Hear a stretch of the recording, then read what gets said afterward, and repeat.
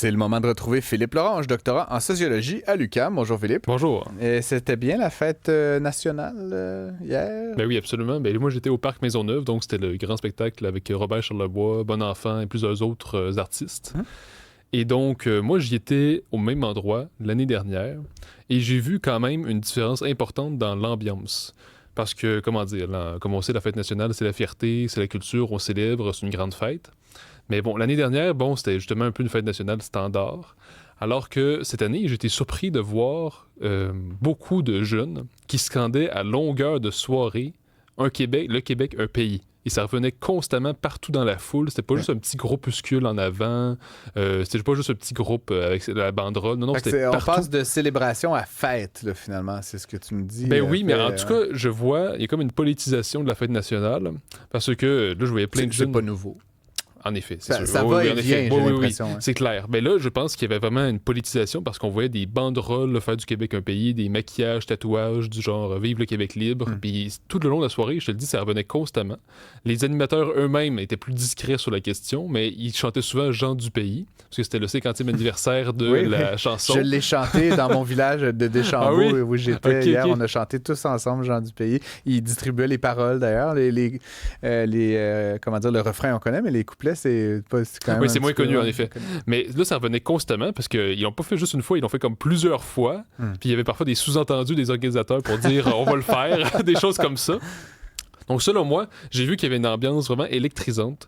Et selon moi, ce que ça montre, c'est que je pense qu'il y a comme un réveil de la conscience nationale. C'est-à-dire que peu à peu, les Québécois comprennent que la question nationale, c'est plus une question secondaire. Parce qu'on se souvient, encore quelques années, on disait, la souveraineté, c'est un beau projet, mais on n'a pas le temps pour ça. On a d'autres priorités du genre... C'est sur ces bases-là que la CAQ, d'ailleurs, a été élue, un peu démarche autonomiste, un peu à milieu du gué. On met l'option souverainiste, planée entière, un peu de côté, puis on trouve une voie entre les deux, disons. Ce que tu nous dis, c'est que le ressac se fait sentir maintenant. Mais très bien vu, parce que quand François Legault a créé la CAQ en 2011-2012, il disait, pour le moment, on a d'autres problèmes. Là, ça fait 15-17 ans qu'on erre à réfléchir fédéralisme ou souveraineté, puis ça mène à rien, c'est un mur. Donc, il faut d'abord faire un ménage pour ensuite... Là, il l'a oublié, celle-là. Mais il disait à l'époque, pour ensuite revenir aux questions nationale, souveraineté, fédéralisme.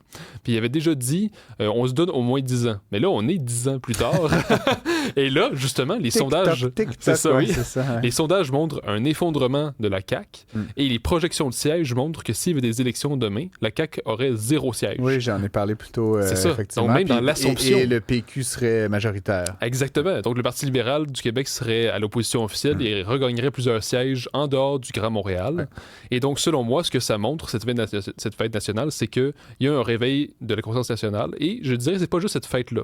Parce que, je sais pas si tu connais aussi la fête alternative des Oui Québec. Oui, j'étais là. Bastien était là, justement. Mais c'est intéressant. Je suis curieux de t'entendre là-dessus. Là. Mais moi, ce que j'ai entendu, mais du moins, c'est les chiffres des organisateurs. Mais l'année dernière, ils disent qu'il était 200 à cette fête alternative, donc qui est ouvertement indépendantiste au Parc La Fontaine.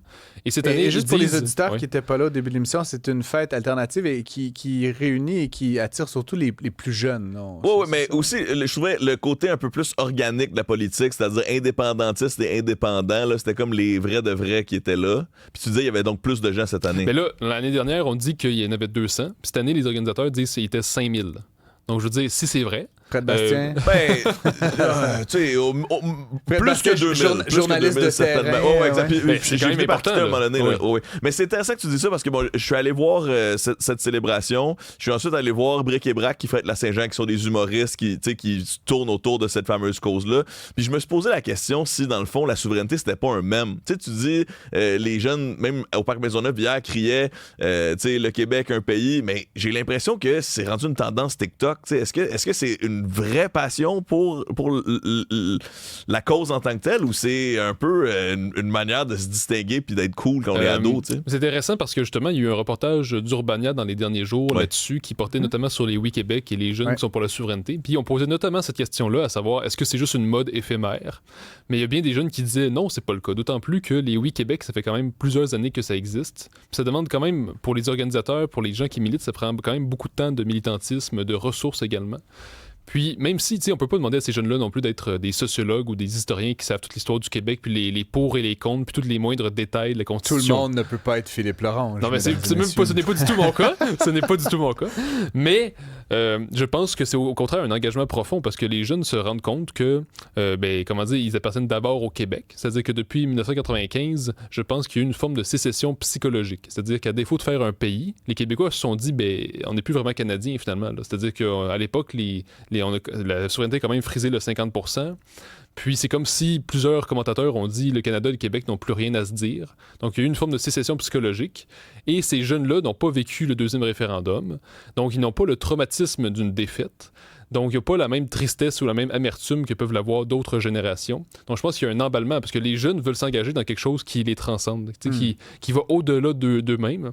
Et donc, dans les années passées, c'était par exemple l'écologie qui a du bon, ça peut être le féminisme. Mais là, elle s'ajoute à ça la conjoncture de l'indépendance qui va rejoindre l'ensemble des Québécois parce que c'est pas juste les jeunes, c'est aussi les plus vieux, c'est aussi les générations qui ont vécu ça avant, c'est aussi les autres régions du Québec. Donc, je trouve qu'il y a quelque chose d'enthousiasmant à voir cet emballement collectif. Merci beaucoup, Philippe Lorange. On va avoir l'occasion d'en reparler certainement dans les prochains jours. Et puis, on se retrouve à ce même micro demain. Merci.